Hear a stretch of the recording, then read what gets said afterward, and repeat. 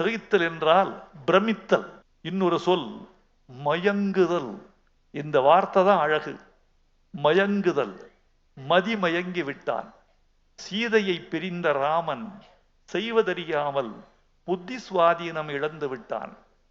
புத்தி சுவாதீனம் இழந்தவன் செய்கிற குற்றம் குற்றமாகாது என்பது இந்திய தண்டனை சட்டம்.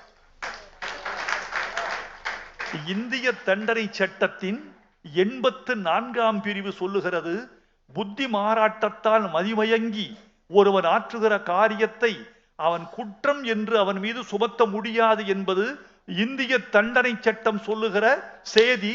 84ஆம் பிரிவு.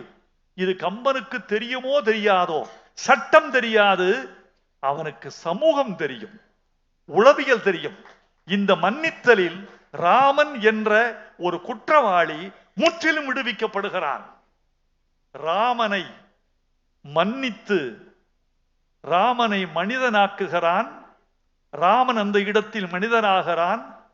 கம்பன் கடவுளாகிறான். நான் எப்பொழுதும் ஒன்று கேட்கிறேன். ஒரு விழாவெடுத்து ஒரு சபை அமைத்து அதிலே ஒரு பேச்சாளனை பேச வைத்து உயர்ந்து நின்ற ஒரு பாத்திரத்தை தாழ்த்துவதற்காகத்தானா நாங்கள் இத்தனையும் செய்கிறோம்? எனக்கு புரியவில்லை. கம்பன் என்கின்ற பெரும்புலவன் உயர்த்தி வைத்த ஒரு பாத்திரத்தை நம்முடைய அறிவு நுட்பம் கொண்டு வியாக்கியானங்கள் செய்து நாங்கள் கீழே தாழ்த்துவதுதான் நம்முடைய நோக்கமா என்று கேட்டால், அப்படியானால் அதற்கு ஒரு விழா எடுக்க வேண்டிய தேவை என்ன என்று படுகிறது. எனக்கு முதல் நாள் விழாவிலே நான் ரொம்ப ரசிக்கிற கவிஞர் வைரமுத்து அவர்கள். அவர் பெரிய மகா கவிஞர் என்பதிலே எந்த சந்தேகமும் இல்லை. அவர் அன்றைக்கு என்னை ரொம்ப பாராட்டி பேசினார். ஆனால் அவர் இந்த வாலிவதை பற்றி சொல்கிற பொழுது ஒரு செய்தி சொன்னது என் மனதிலே ரொம்ப தைத்தது. என்ன சொன்னார்? வாலிவதை வழக்கிலே இருந்து ராமனை நான் காப்பாற்றுகிறேன் என்று நினைத்து கொண்டு அவர் சொன்னது, அவன் குற்றவாளி இல்லை, ஏனென்றால் அவனுக்கு புத்தி சுவாதீனம் இல்லை என்கிறார். ராமனை பைத்தியக்காரனாகிவிட்டால் இந்த குற்றத்திலே இருந்து தப்ப வைத்து விடலாமா?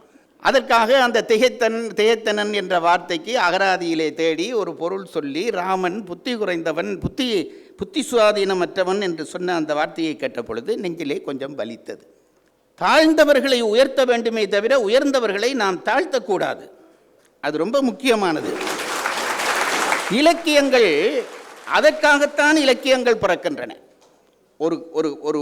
நான் என்னுடைய ஆசிரியரிடம் திருக்குறள் படிக்கிற பொழுது, அவர் ஒரு பெரிய மேதை, அவரிடம் கேட்டேன், ஏன் உரையாசிரியர்களுக்கு கூடாக நாங்கள் திருக்குறள் படிக்க வேண்டும்? என்ன தேவை? நாங்களாக படிக்க முடியாதா? 1.25 வரியிலே ஓரளவு விளங்கத்தக்கதாகத்தானே சொல்லி இருக்கிறார். திருக்குறளை நாங்களாக படிக்கக்கூடாதா? ஏன் உரையாசிரியர் வேண்டும் என்று நான் கேட்டேன். அவர் கொஞ்சம் யோசித்து விட்டு எனக்கு சொன்ன பதில், நமக்கும் உரையாசிரியர்களுக்கும் இருக்கிற வித்தியாசம் என்னவென்று கேட்டால், நாங்கள் புலவன் தந்த அந்த பாட்டிலே இருக்கிற சொல்லுக்கூடாக பொருளுக்குள்ளே போகிறோம். ஒரு புலவன் ஒரு பாட்டு அமைத்து விட்டான் என்றால் அந்த பாட்டிலே இருக்கிற சொல்லை வைத்துக்கொண்டு பொருளை தேடுகிறோம். உரையாசிரியர்கள் அப்படி அல்ல.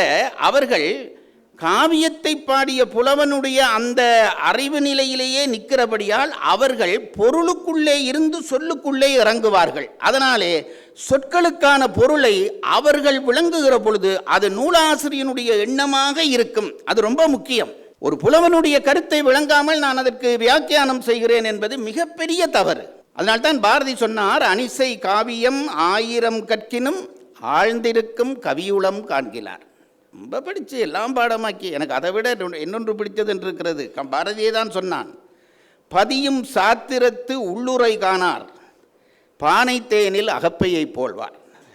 நான் ரொம்ப ரசித்த இடம். அவர் என்ன சொல்கிறார் என்றால், இந்த தேன் பானைக்குள்ளே ஒரு அகப்பையை வைத்திருப்பார்கள் தேன் எடுப்பதற்காக. அது அதற்குள்ளேயே தான் ஆயுள் முழுவதும் கிடக்கும். அள்ளி அள்ளி மற்றவர்களுக்கு கொடுக்கும்.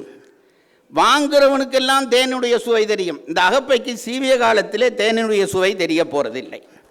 அப்படித்தான் சில அறிஞர்கள் நன்றாக படிக்கிறார்கள், படித்ததை சொல்கிறார்கள். ஆனால் அந்த புலவனுடைய நோக்கம் என்ன என்று புரியாமல் பேசுகிற பொழுது காவியம் சிதைவுறுகிற ஆபத்து வருகிறது என்பதை நான் இங்கே சொல்லிக்கொள்ள விரும்புகிறேன்.